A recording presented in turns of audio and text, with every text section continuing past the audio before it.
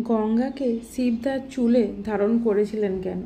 হিন্দু পুরাণ অনুসারে মহারাজা ভগীরথ তার পূর্বপুরুষদের পরিত্রাণের জন্য মা গঙ্গাকে স্বর্গ থেকে পৃথিবীতে আনার সিদ্ধান্ত নেন এবং এর জন্য কঠোর তপস্যা করেন।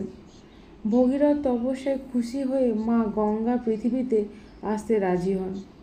কিছু সমস্যা হলো মা গঙ্গা সরাসরি পৃথিবীতে আসতে পারেননি। মা ভগবান ভাগীরথীকে বলেছিলেন যে পৃথিবী তার গতি সহ্য করতে পারবে না এবং পাতালে চলে যাবে। এরপর ভগীরথ ব্রহ্মাজির কাছে গিয়ে তার সমস্যার কথা বলেন। ব্রহ্মাজি ভগীরথকে শিবকে খুশি করতে বললেন। ভগীরথ কঠোর তপস্যা করে শিবকে খুশি করেন। তপস্যায় খুশি হয়ে শিব তাকে বর দিতে চাইলে তিনি তার কথা বললেন।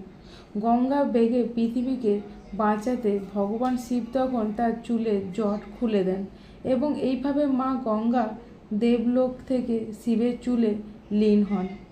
তাই শিবের আরেক নাম গঙ্গাধর। মা গঙ্গা শিবের চুলে প্রবেশ করার সাথে সাথে তার বেগ কমে যায়। এরপর মা গঙ্গা সেখানে পৌঁছে যান যেখানে ভগীরথের পূর্বপুরুষদের ভস্ম পড়েছিল। ভগীরথের পূর্বপুরুষরা মা গঙ্গার স্পর্শে মোক্ষ লাভ করেন। এইভাবে মা গঙ্গা প্রথমে শিবের চুল জড়িয়ে পৃথিবীতে অবতরণ করেছেন।